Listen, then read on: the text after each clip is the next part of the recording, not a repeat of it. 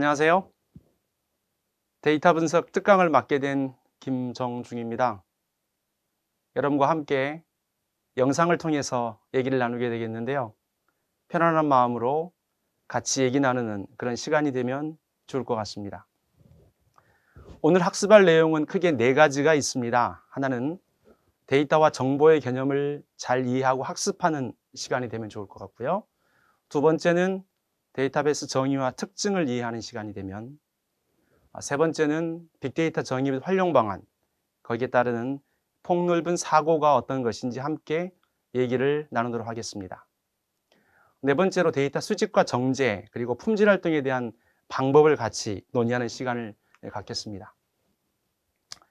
오늘의 합숙 목표는 크게 5가지입니다. 데이터와 정보의 개념, 특성을 잘 설명할 수 있으면 될 것 같고요. 두 번째는 분석 중심의 데이터베이스의 특징을 나열하시면 됩니다.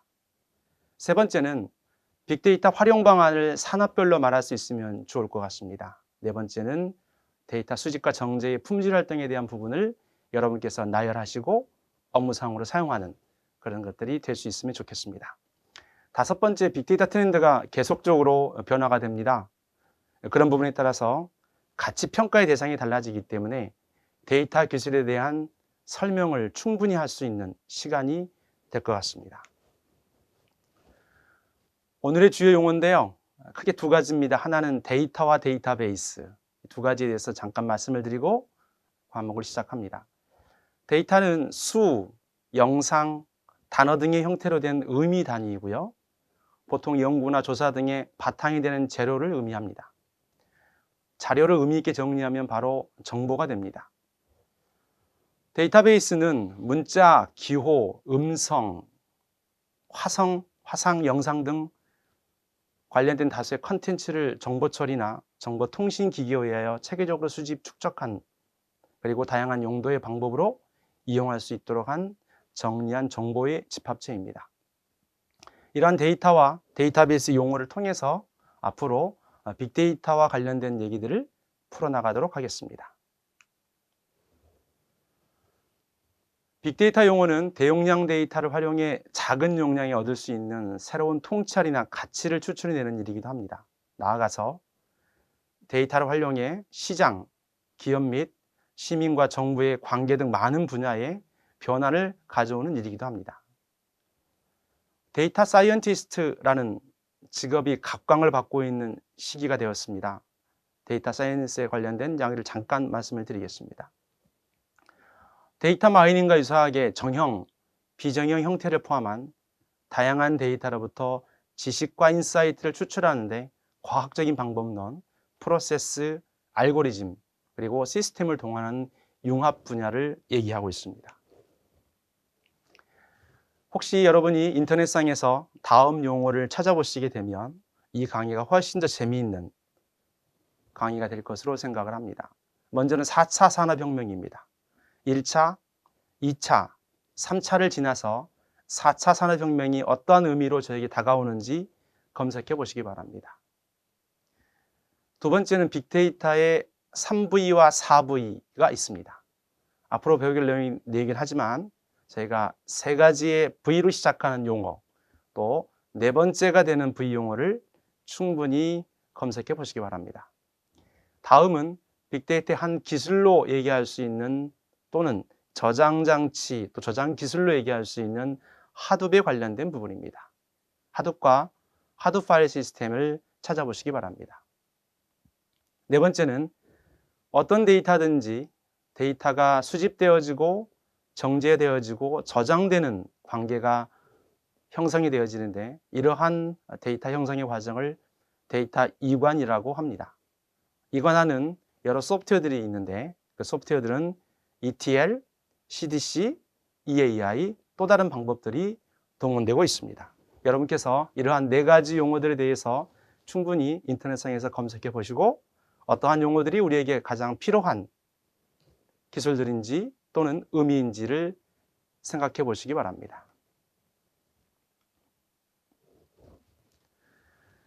핵심 키워드 미리 살펴보기에 2번째입니다. 다양한 데이터베이스 종류에 대하여 인터넷에서 검색해 봅시다. 첫 번째는 계층형 DBMS입니다. 두 번째는 네트워크형 DBMS, 세 번째는 관계형 DBMS입니다. 물론 이 DBMS가 가지고 있는 데이터의 속성, 또 컬럼에 대한 속성들이 다 있습니다. 그런데 최근에 빅데이터와 관련된 부분에 있어서 SQL을 사용하지 않는 DBMS가 있는데 그러한 DBMS를 NoSQL이라고 부르기도 합니다. NoSQL이 갖고 있는 의미는 정확하게 DBMS이기도 하면서 DBMS의 속성을 갖고 있으면 하면서 또는 DBMS의 속성을 추월하는 이러한 의미이기도 합니다. 그래서 우리는 그러한 DBMS를 NoSQL이라고 부르고 있습니다.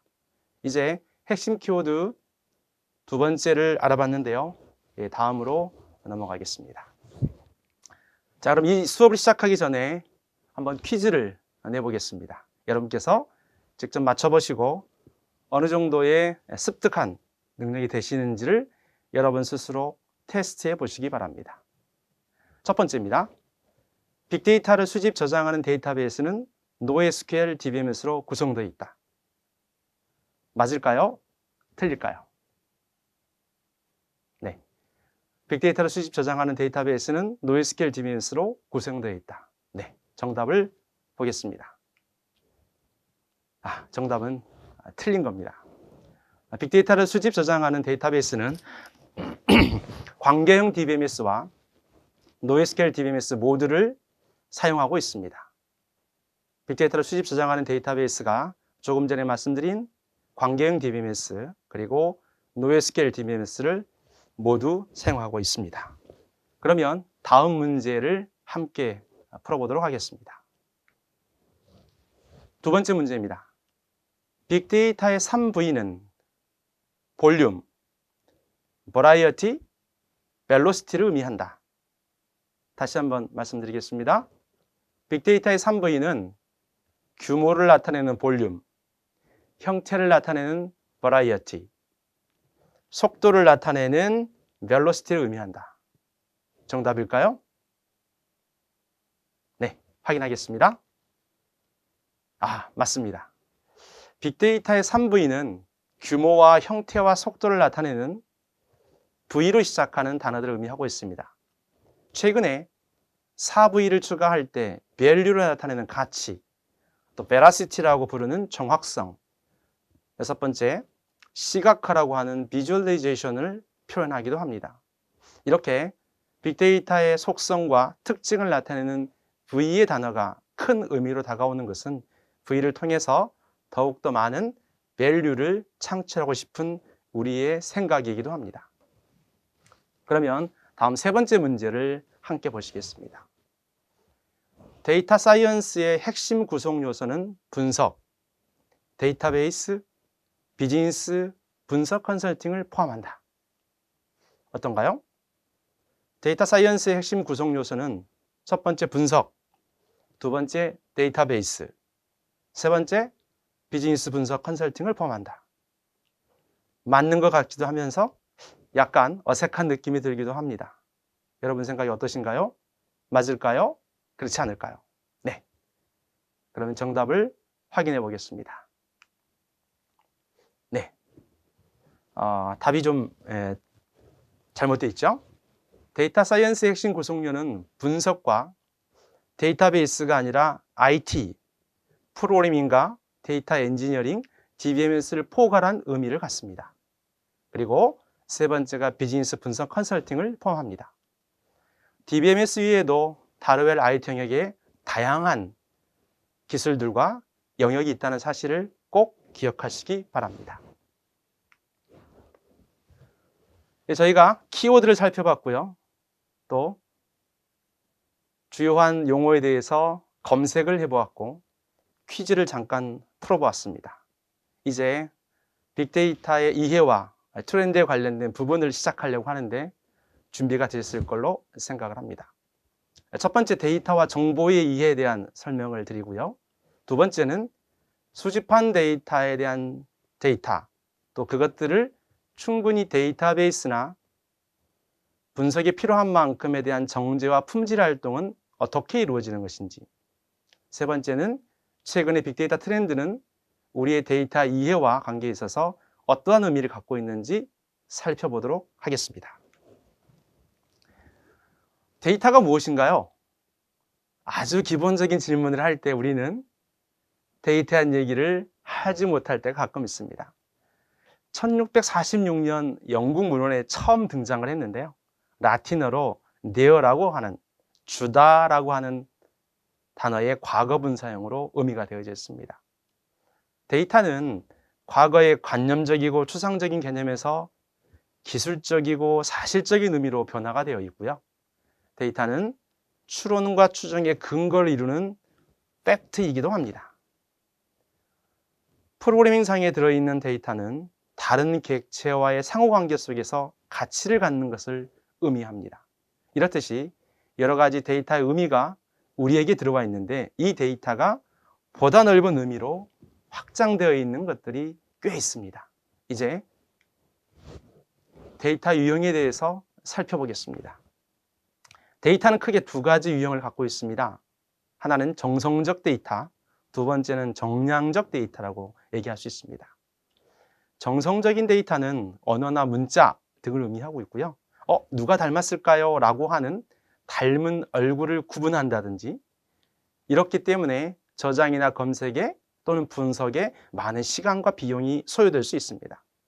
반면에 정량적 데이터는 수치나 도형, 기호 등을 포함할 수 있고요.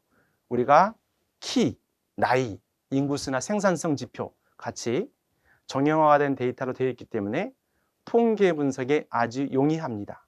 그렇기 때문에 그 데이터는 객관적이라고 말할 수 있습니다.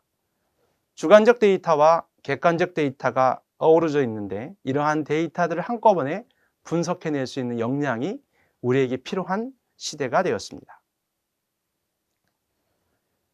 데이터에 대한 지식 경영을 얘기할 때 암묵지와 형식지라는 것을 얘기하고 있습니다. 이 그림에 나와 있는 것처럼 가장 위쪽에 있는 암묵지는 방법론상에 있어서 내재화된 것이고요. 두 번째로 형식지는 형식화된 것을 의미합니다. 이렇게 형식지가 체계화되면 방법론으로 전개가 되어지고요. 우리는 이렇게 세 가지의 구성 요소를 가지고 지식 경영을 구성합니다. 데이터는 지식 경영의 핵심 이슈인 암묵지와 형식지, 이들의 상호작용에 있어서 중요한 역할을 하고 있는데요. 예를 들어서 과학적인 발견, 우리가 가지고 있는 암묵지라고 할 수 있는데 이 암묵지는 개인에게는 체화되어 있지만 겉으로 드러나지 않는 지식을 의미합니다. 암묵지는 현장 작업과 같은 작업을 통해 획득할 수 있는 지식을 가리키므로 개인들이 다른 모습으로 가지고 올 수 있습니다. 예를 들어서 상호작용을 하는 공통화나 내면화 같은 성격을 가지고 있어서 개인의 스킬, 개인이 오랫동안 체득한 노하우, 본인이 무언가를 결정할 때 내릴 수 있는 판단 근거, 그들의 인생을 책임지고 있는 가치체계 등이 암묵지로서 작용을 하고 있고, 형식지는 상호작용에 대한 느낌을 보시면 표출이 되어지고 연결이 되어져 있습니다. 그렇기 때문에 규정화되어 있고 업무 처리 절차와 같은 매뉴얼이 존재하고 있습니다. 우리가 사용하고 있는 소프트웨어나 데이터베이스들도 모두 형식지에 포함됩니다. 그렇기 때문에 지식 경영을 이루는 암묵지와 형식지에 대한 부분을 충분히 인식하실 필요가 있습니다. 데이터의 정의가 나와 있습니다. 조금 전에 말씀드린 암묵지, 형식지에 따르는 데이터의 정의를 크게 네 가지로 볼 수 있는데요. 이 네 가지는 데이터, 정보, 지식, 지혜라고 합니다. 혹시 어떤 의미가 차이가 있는지 잠깐 생각해 보시겠습니까?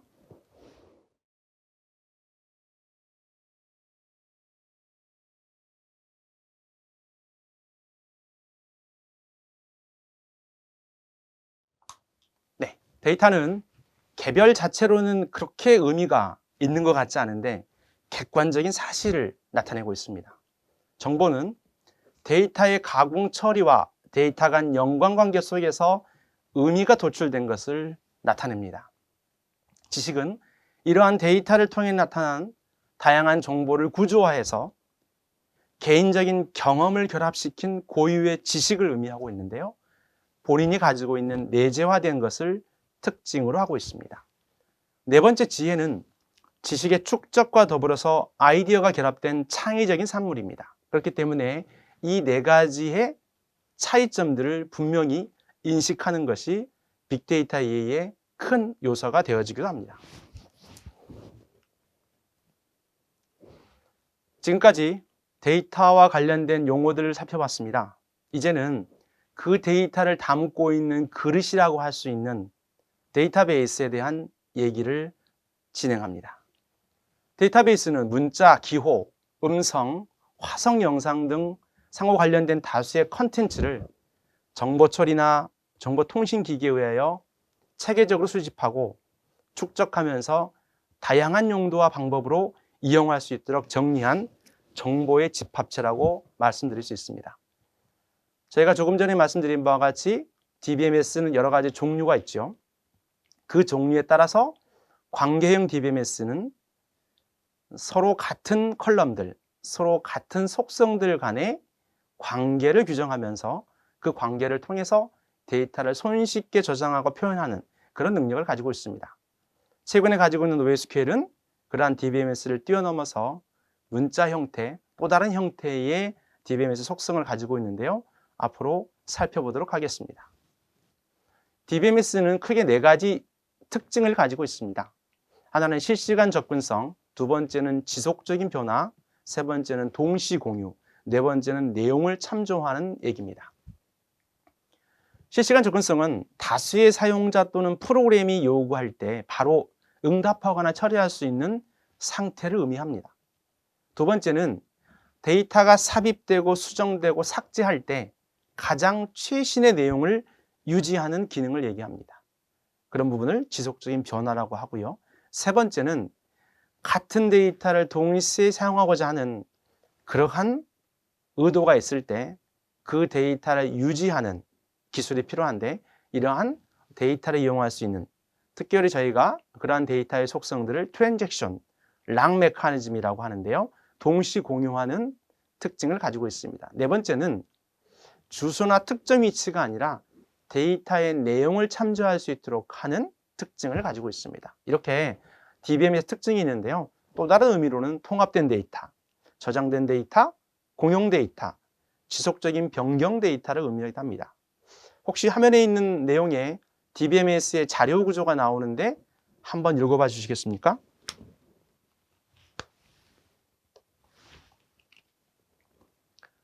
DBMS 자료 구조는 크게 네 가지를 얘기합니다.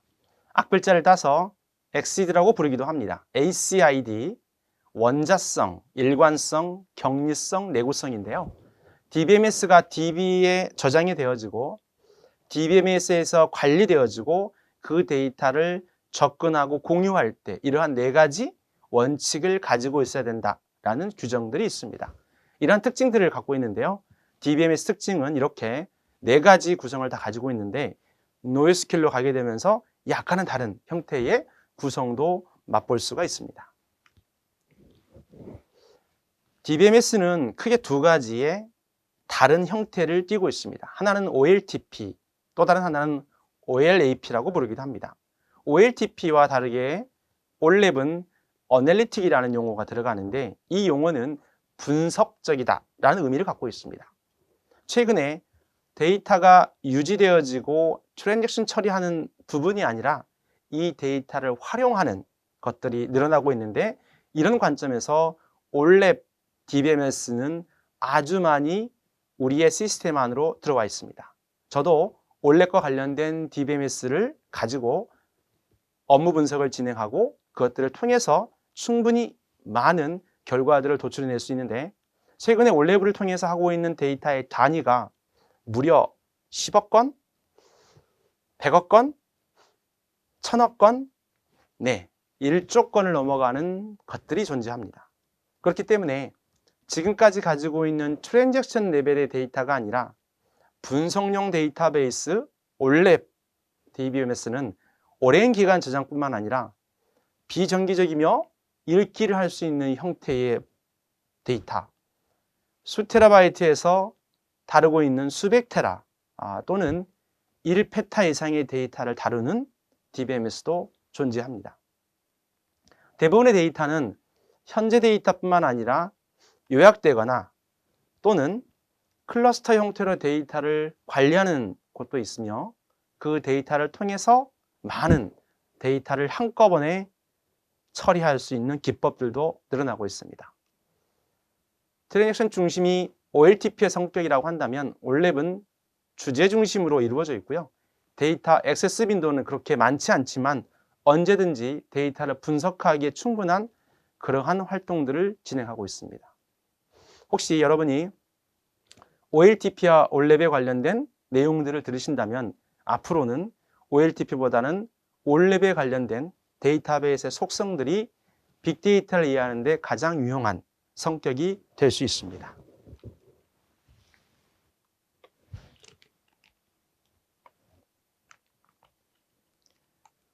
빅데이터 정의에 대해서 살펴보겠습니다. 지금까지는 데이터, 데이터베이스, 또 빅데이터에 관련된 부분으로 저희가 진행을 했었고요. 다음은 빅데이터의 개념과 활용 부분을 조금 더 폭넓게 얘기하는 시간을 갖겠습니다. 조금 전에 잠깐 말씀을 드렸지만 저희가 바라보는 3V, 4V, 4V, 5V라는 종류가 있죠. 이렇듯이 지금 현재 밸류를 가지고 얘기하는 관점에 있어서 우리는 빅데이터 정의를 크게 세 가지로 나눌 수 있습니다. 일단 첫 번째로 3V로 요약되는 데이터 자체의 특성 변화에 초점을 맞춘 좁은 의미의 정의가 있고요. 두 번째는 데이터 자체뿐만 아니라 처리나 분석, 기술적인 변화까지 포함된 것, 그리고 데이터가 다른 객체와의 상호관계를 주는, 가치를 주는 것까지 포함하는 이렇게 세 가지의 의미들을 가지고 있습니다. 두 번째는 데이터 규모에 중점을 둔 정의가 있습니다. 맥킨지 2011년 자료를 보면 빅데이터는 일반적인 데이터베이스 소프트웨어로 저장, 관리, 분석할 수 있는 범위를 초과하는 데이터의 규모를 얘기한다. 제가 최근에 하고 있는 데이터베이스는 1페타 정도의 데이터를 분석하는 규모를 갖고 있기 때문에 데이터에 대한 규모가 테라 단위를 넘어서 페타까지 가는 그러한 데이터의 시즌을 맞이하고 있습니다. 세 번째 부분은 분석, 비용 및 기술에 초점을 맞춘 정의입니다. 빅데이터는 다양한 종류의 대규모 데이터로부터 저렴한 비용으로 가치를 추출하고 그리고 데이터의 초고속 수집이나 발굴 분석을 지원하도록 한 차세대 기술 및 아키텍처이다라고 하는 거죠. 우리가 지금까지 데이터는 단순히 저장되어 있는 데이터, 분석하는 것이 아니라 차세대 기술과 아키텍처를 포함한다는 이러한 정의도 있습니다. 네 번째 정의는 정말 기억해야 할 정의 중에 하나입니다. 통찰과 가치 추출에 초점을 맞춘 정의입니다. 빅데이터란 대용량 데이터를 활용해 작은 용량에서도 얻을 수 있는, 조그만 용량에서도 얻을 수 없었던 새로운 통찰이나 가치를 추출해낸다는 의미인데요. 이러한 데이터는 특별히 이기종 간의 데이터를 가져오는 것들, 서로 다른 데이터의 융합의 부분들, 이렇듯이 가치는 여러 가지 우리 아이디어와 지식과 저희가 배운 지식 경영에 대한 암묵지, 형식지를 통해서 충분히 우리가 풀고자 하는 여러 가지 문제들을 해결할 수 있는 그러한 데이터라고 볼 수 있습니다. 빅데이터 특징은 크게 네 가지가 있습니다. 하나는 용량, 다양성, 속도. 이 부분은 제가 지금까지 3V를 통해서 계속 얘기를 했는데 네 번째는 바로 베라시티라고 하는 정확성입니다. 이 정확성은 최근에 인공지능의 발전에 의해서 데이터의 속성을 파악하면 파악할수록 훨씬 더 필요한 시뮬레이션 결과를 축적하고 그 결과들을 빨리 파악할 수 있는 정도의 속성을 가지고 있습니다. 그렇기 때문에 베라시티가 가지고 있는 정확성은 여러 가지 분석 기법들 중에서 가장 효과적인 결과들을 얻어낼 수 있는 시뮬레이션 처리에 대한 얘기들을 해주고 있습니다. 더 중요한 것은 가치를 찾아내는 것이고 어떤 가치는 비용에 대한 감소, 어떤 가치는 생산성에 대한 효과, 어떤 가치는 현황의 상태 파악, 어떤 가치는 인건비를 줄여주는 것, 어떤 가치는 수익을 창출하는 것, 이렇듯이 우리가 가지고 있는 업무상의 이슈와 어려운 부분들을 풀어내고자 하는 그러한 새로운 발견이 가치라고 말씀드릴 수 있습니다. 이렇듯이 빅데이터 특징은 크게 5가지, 용량과 다양성과 속도와 정확성에 밸류를 더한 특징을 가지고 있기 때문에 앞으로 배우게 될 빅데이터는 이러한 요소들을 포함하고 있다고 말할 수 있습니다. 빅데이터 활용 분야는 크게 5 정도가 됩니다. 하나는 이미래 예측하는 것이고요. 미국의 포드사가 커넥트 자동차 주행 시스템에서 운전자의 주행 이력과 패턴을 분석해서 최적이나 최당 주행 경로를 제한하는 사실이 있는데요. 이런 부분은 미래를 예측하는 부분이라고 볼 수 있고, 대규모 데이터에 대한 통신사의 패턴을 통해서 어떠한 통화 영역, 그리고 저희가 알고 있는 데이터에 대한 숨겨져 있는 패턴을 발견하는 것들이 있습니다. 특별히 공장에서 발생하는 IoT 정보들은 그 패턴에 대한 부분을 발견하기가 쉽지 않은데요. 이렇듯이 대규모 데이터로부터 특정한 데이터에 대한 패턴이 비정상적으로 발생할 때 우리는 그러한 상황들을 발견해낼 수가 있습니다. 3번째는 리스크에 대한 경감입니다. 카드 부정 검지 모델에서 보면 부정 패턴에 대한 갱신을 매일 수에 실시해서 정밀도를 향상한 케이스들이 있습니다. 3강에 나오는 강의에는 카드를 사용하는 것이 아니라 ATM기에서 불법 인출일 가능성이 있는 사기 탐지에 대한 사례가 나오기도 합니다. 그렇기 때문에 우리의 데이터를 통해서 충분히 리스크를 감할 수 있는, 경감할 수 있는 분야가 있을 수 있습니다. 4번째는 맞춤형 서비스입니다. 특별히 O2O 관점에서 보면 고객 개인별로 차별화된 유용한 정보를 제공할 수 있습니다. 온라인과 오프라인을 상호 가지고 있는 데이터에 대한 호환을 통해서 더욱더 마케팅에 참여할 수 있는데요. 이러한 맞춤형 서비스가 필요한 분야가 빅데이터가 됩니다. 5번째는 실시간 대응에 대한 부분입니다. 현재 어떤 일이 발생하고 있는지 알고 싶어하는 많은 업무들이 있습니다. 예를 들어서 매일 단일 상품별 원가율과 원가 변당 추이를 분석하고 싶다. 이용률에 대한 부분도 확인하고 싶은 것들이 존재합니다. 현재 수많은 포크레인과 같은 기계가 설치되어 있을 때 그 기계로부터 고장 신호를 받을 수 있다고 한다면 저희는 업무를 지속적으로 할 수 있죠. 그렇게 중장비 기계에 대해서 네트워크를 통해서 실시간 정보를 받는 기업들도 존재합니다. 이러한 기업들을 통해서 빅데이터는 더욱더 많은 활용 분야가 생겨나고 있습니다.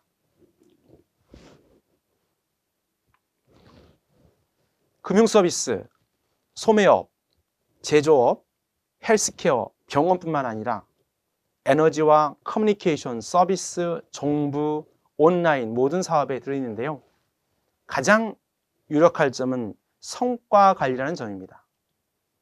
신용점수와 관련된 부분, 수요 예측, 공급사슬 최적화, 많은 분들이 바로 그 부분에 있어서 성과를 높이는 부분에 있기 때문에 현재 일어나는 많은 데이터의 활용 방안은 바로 성과와 관련된 부분이 진행이 되어지고 있습니다. 각광받는 직업의 데이터 사이언티스트가 있습니다. 이 데이터 사이언티스트는 3가지 영역을 커버하고 있습니다. 첫 번째는 분석의 영역입니다. 분석적 영역은 수학이나 확률 모델, 분석학을 배우고 있고요.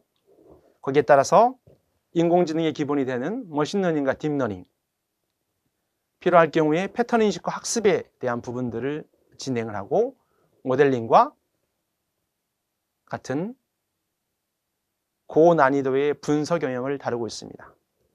2번째는 IT 관련된 기술입니다. 프로그래밍, 또 데이터 엔지니어링, 데이터 웨어하우스, 고성능 컴퓨터와 같은 데이터 처리와 관련된 IT 영역이 필요하게 되고요. 더 중요한 영역은 비즈니스 컨설팅 영역입니다. 어떤 일이든지 데이터를 수집하고 문제 해결을 위한 방법을 고민할 때 분석과 IT가 아닌 비즈니스 컨설팅 영역이 필요하게 되는데, 그러한 기술로는 커뮤니케이션, 프레젠테이션, 스토리텔링과 같은 다양한 영역들이 필요합니다.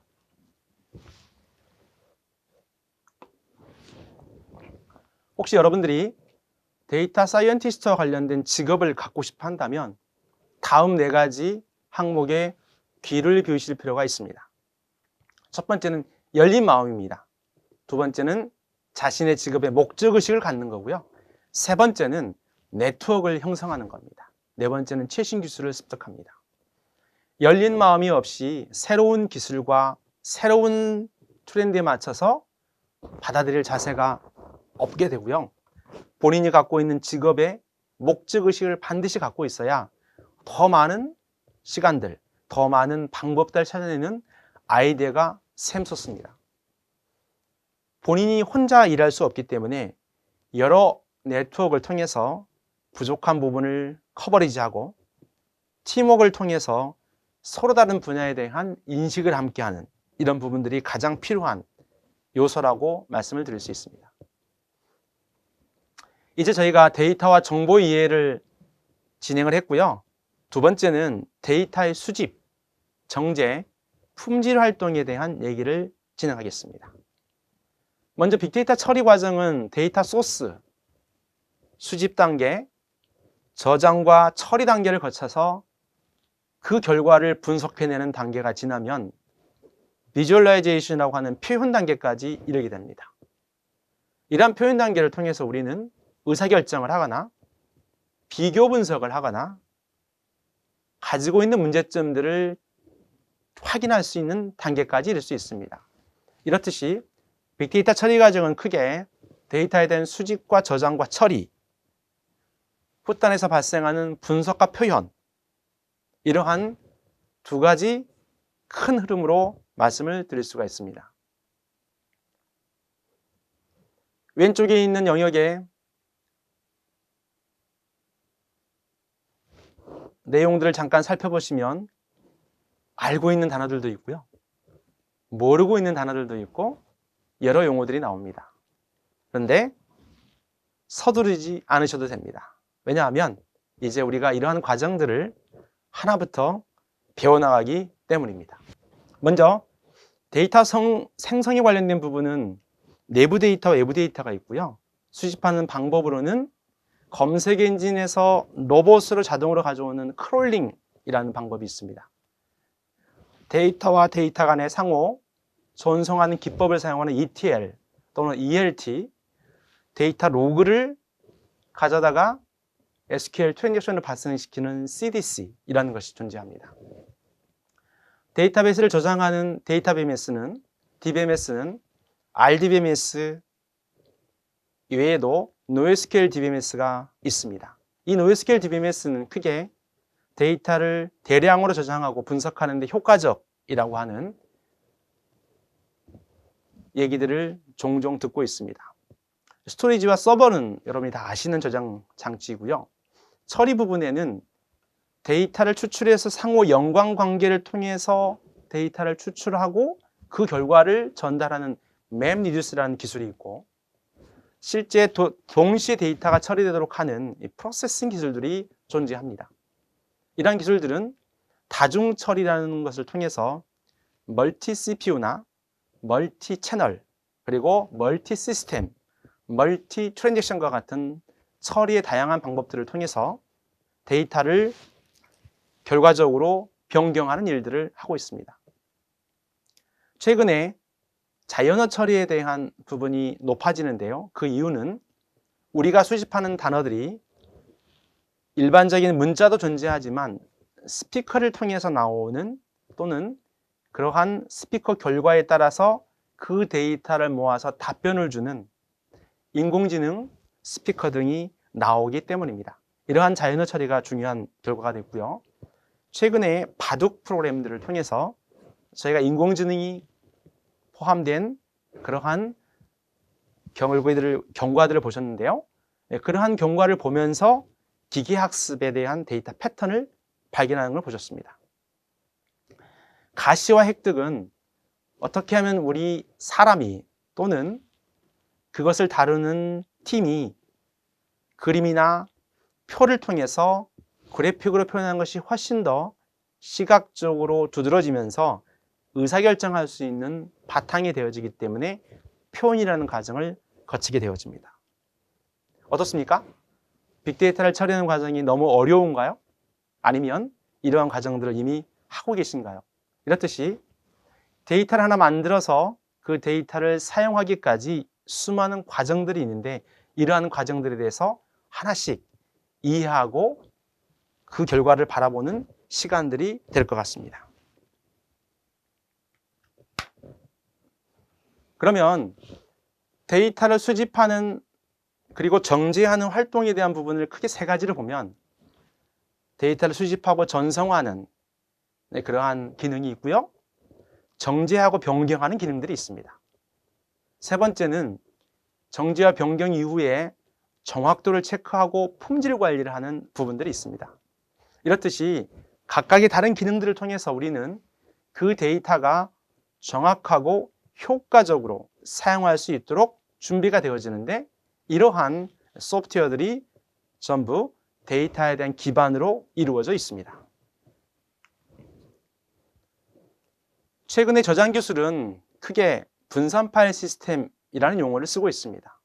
여기 보시는 바와 같이 구글의 파일 시스템, 하둡의 분산 파일 시스템, 아마존의 S3, 액티암벡터의 하둡 이렇게 분산하는 파일 시스템들이 있는데요. 이러한 파일 시스템들은 막대한 양의 데이터를 저장하고 관리하기에 필요한 그러한 서버와 시스템들을 나누어 저장하는 파일 시스템입니다.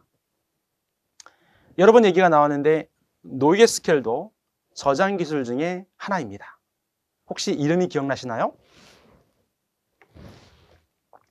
다이나모, 맨베이스, 빅테이블, 카산드라, H베이스 이러한 종류들이 노이즈스케일 종류 중에 하나입니다.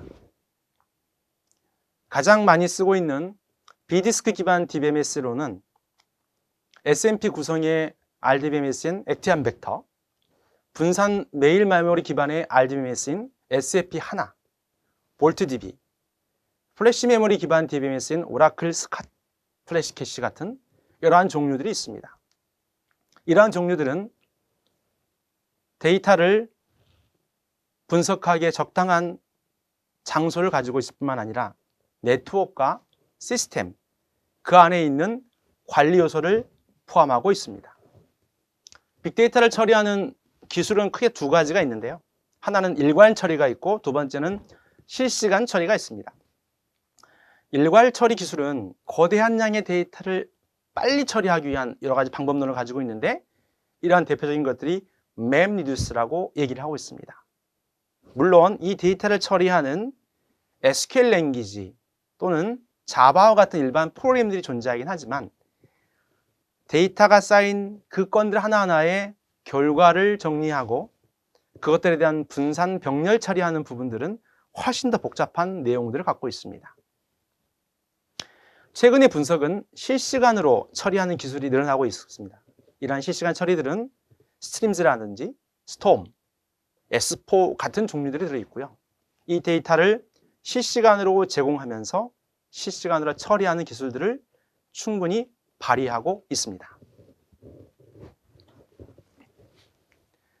다음은 비식별 데이터 처리 방안에 대한 얘기를 잠깐 드리겠습니다. 데이터가 들어오면 이 데이터는 충분히 검증을 받아야 되고요. 검증받은 데이터를 사용하기에는 데이터를 처리하는 방안들이 존재합니다. 이러한 처리하는 방안들 중에서 비식별 데이터 처리라고 하는 항목들이 있습니다. 비식별 처리는 크게 두 가지가 있습니다. 하나는 무작위화와 일반화가 존재합니다. 예를 들어서 데이터의 신뢰성을 임의로 낮춤으로 인해서 특정한 데이터의 강한 연결성을 제거하는 방법들이 있습니다. 40대의 인구, 특정한 병력을 가지고 있거나 특정한 패턴으로 소비를 하는 이런 것들이 존재할 때 우리는 정보보호 방법이나 대체 등의 방법을 사용할 수 있는데요. 이렇게 무작위화라는 요건을 통해서 비식별 처리하는 방법이 있습니다. 두 번째는 일반화가 있습니다. 데이터가 판단되는 것이 아니라 보편적인 범위나 의미로 변경해서 특정한 개인을 식별하지 못하게 하는 방법이 있는데 이러한 것으로는 총계 처리나 K 익명성, 또 I 다양성, T 근접성 등 같은 방식들이 있습니다. 이렇게 개인이 가지고 있는 정보의 특별한 처리를 통해서 식별하지 못하도록 하는 기술들을 가지고 데이터를 정제하거나 품질을 관리하고 있습니다. 비식별 데이터 처리에는 여러 기법들이 있는데 크게 5가지 정도 볼 수 있습니다. 하나는 가명을 처리하는 부분이고요. 두 번째는 총계 또는 데이터를 삭제 또는 데이터를 범주화하거나 마스킹하는 방법들이 있습니다. 이러한 개인 비식별 처리는 최근에 데이터를 활성화하고 그리고 법적인 부분을 피해갈 수 있는 여러 가지 방법들을 제시를 해야 되는데 상당히 유용합니다. 이렇듯이 저희의 빅데이터 처리를 뿐만 아니라 개인정보가 보호될 수 있도록 또는 개인정보를 통해서 데이터가 바뀌어서 저희들한테 제공될 수 있도록 비식별 처리에 대한 부분이 훨씬 더 강화되는 것이 추세라고 말씀드릴 수 있습니다. 민감정보 처리 같은 경우에 가명을 처리한다는 얘기는 홍길동 35세 서울고즈 한국대 재학인데 인격정으로 바꾸고 35세는 30대로 이렇게 해서 개인 식별이 가능한 데이터를 직접적으로 식별할 수 없는 다른 값으로 대체하는 것을 의미합니다. 총계 처리는 통계값을 적용해서 특정한 개인을 식별할 수 없도록 하는 것을 의미합니다.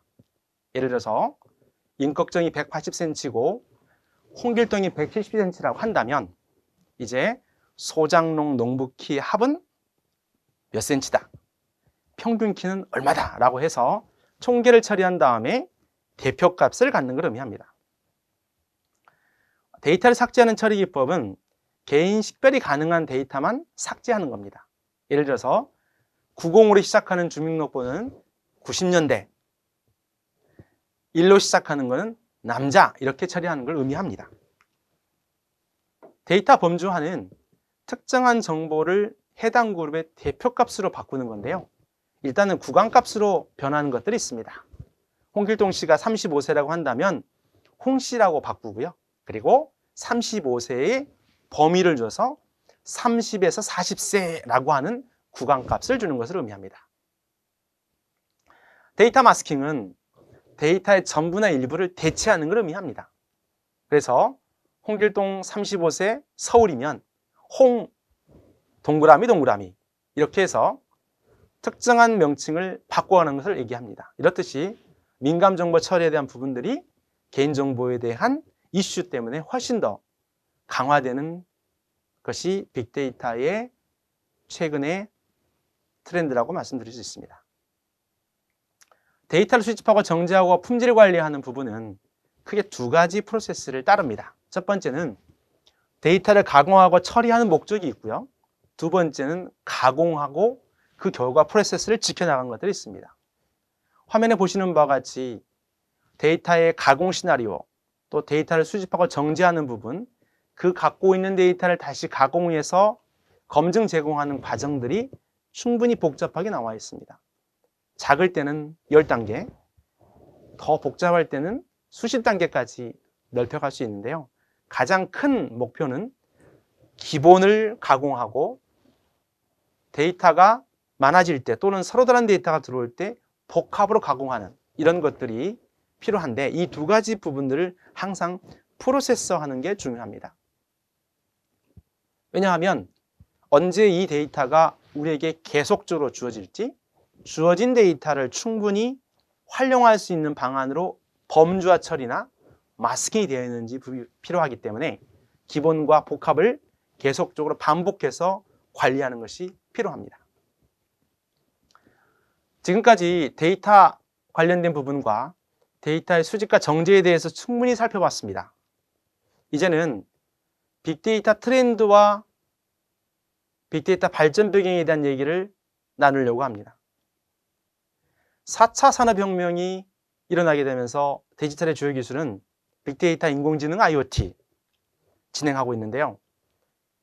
빅데이터를 통해서 충분한 가치를 형성하고 그 가치를 우리 사회에서 이슈를 해결하거나 더 나은 상태를 선택하기 위한 방법들은 결코 쉽지가 않습니다. 이유는 데이터를 모으는 일이나 데이터를 가지고 충분히 관리하는 일이나 관리된 데이터를 활용하는 일들이 만만치 않기 때문입니다. 데이터가 폭발적으로 늘어나는 부분들을 어떻게 관리하냐가 중요한데요. 저희의 수자원 정책처럼 하늘에서 내리는 비를 통해서 강으로 흘러가는 것, 발전소에 사용하는 것들, 식수로 사용하는 것들, 이렇듯이 떨어지는 모래양에 대한 전부가 아닌 일부를 통해서 우리 생활에 필요한 만큼 사용하는 수자원과 동일한 것처럼 데이터들도 무수히 많이 쏟아지는 것들 중에서 충분히 관리하고 정제해야 우리가 사용할 수 있기 때문입니다. 인터넷이 발전하고 이동통신이 발전하면서 왼쪽에 있는 여러 단계를 거쳐서 저희는 데이터가 상호 연결되고 있습니다. 이 데이터가 연결되는 것들은 인터넷 시대와 사물 인터넷 시대, 또 만물지능, 만물초지능까지 데이터가 변화가 되면서 이 데이터들은 충분한 결과들을 얻어낼 수 있는 형태에 이르게 되는데요. 특별히 통신과 같이 3G, 4G를 통해서 지금 5G가 진행이 되고 있죠. 수천억 개의 디바이스가 초연결로 이루어지는 사회가 진행이 되어지고 있습니다. 우리 5천만 인구의 핸드폰이 하나 있지만 5천만 번이 하루 아침부터 저녁까지 발생하는 핸드폰의 이벤트 개수는 적어도 100회라고 한다면 5천만 곱하기 100회 정도의 이벤트가 발생할 수 있습니다. 우리 핸드폰 하나에 수많은 칩이 들어가듯이 칩에 대한 것들이 우리 사회에 또는 우리의 모든 전자기기에 들어있듯이 이러한 수천억 개 디바이스가 연결되어 있는 시스템이 존재하는데 이러한 시스템으로 지속적으로 발전하고 있습니다.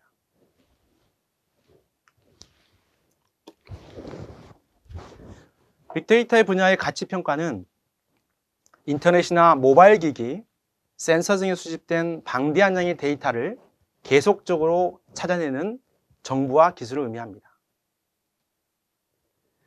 특별히 다른 산업과의 융합을 통해서 산업 경쟁력 강화를 하거나 신규 서비스를 창출하는 고도의 공공 서비스 효율성 강화 기대를 하기에 충분합니다. 빅데이터는 이렇듯이 가치평가와 전략 트렌드 상에서 충분한 역할을 하고 있고요. 이러한 역할들을 통해서 저희는 지속적으로 데이터와 품질, 이 연결고리를 풀어나갈 시대에 놓여 있습니다. 2018년도 빅데이터 가트너 발표에 따르면 지능과 디지털 메쉬 항목이 존재하고요.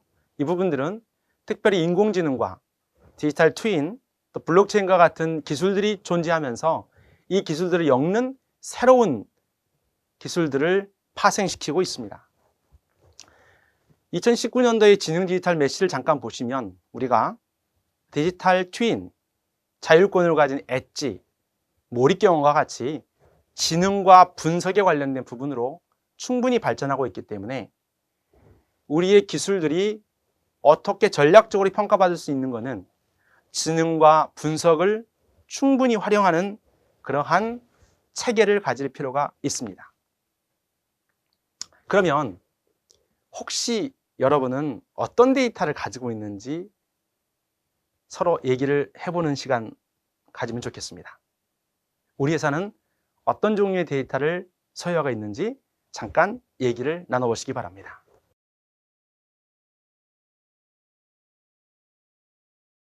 볼까요? 네.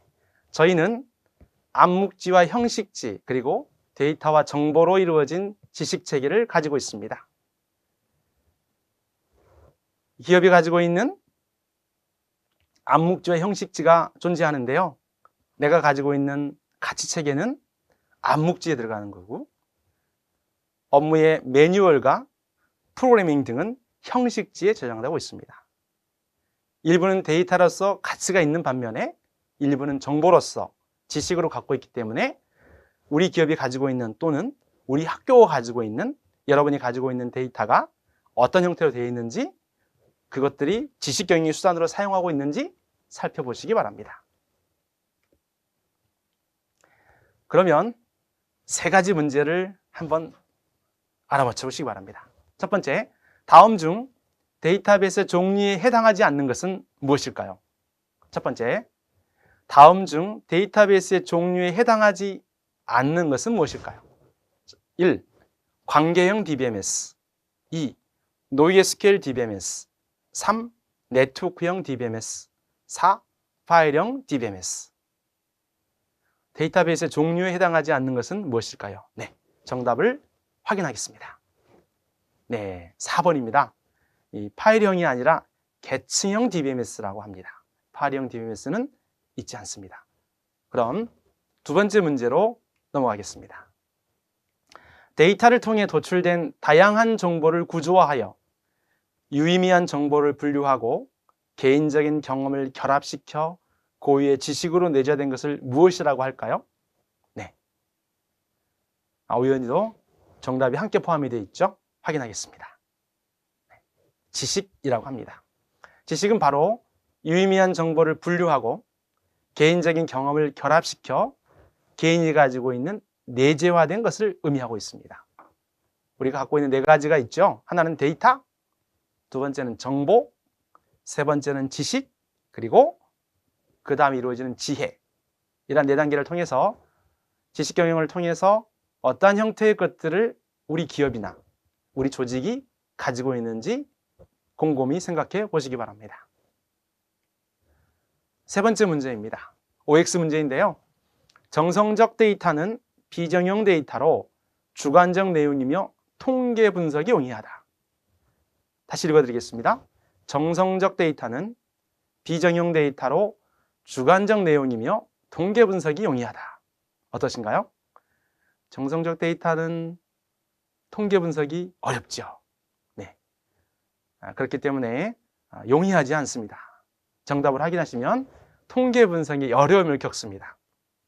키, 나이와 같은 정량적 데이터가 아니라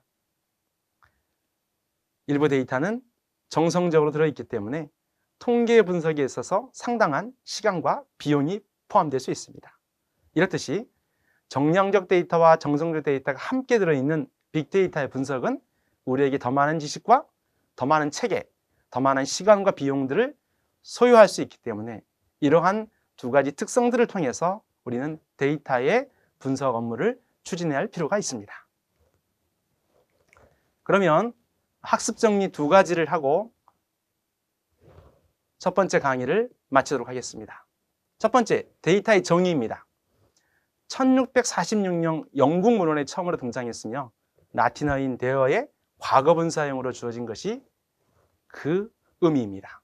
데이터는 단순히 객체로서의 가치뿐만 아니라 다른 객체와의 상호관계 속에서 가치를 갖는 것이기 때문에 데이터를 통해서 충분히 연관관계, 상호관계, 상관관계, 분석의 의미를 통해서 데이터가 가지고 있는 가치를 증명하고 결과를 소유할 수 있습니다. 다음은 지식경영의 핵심 이유입니다.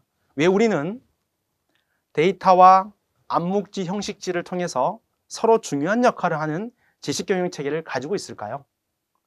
암묵지는 학습과 경험을 통해서 개인에게 체화되어 있지만 겉으로 드러나 있지 않습니다. 그러나 형식지는 문서나 매뉴얼을 통해서 형식화된 지식입니다. 지식경영은 이 두 가지 상호작용을 통해서 충분히 역할을 할 수 있는 데이터를 가지고 있는데 이 데이터를 통해서 기업이 또 다른 의미의 성장할 수 있는 기반이 될 수 있습니다. 데이터와 지식경영 이 두 가지는 뗄래 뗄 수 없는 상황이며 이 두 가지를 통해서 훨씬 더 발전된 데이터의 분석 세계를 찾아보도록 하겠습니다. 제1강에서 여러분이 충분한 데이터에 대한 이해관계를 통해서 제2강에서 다음 학습을 진행하겠습니다. 감사합니다.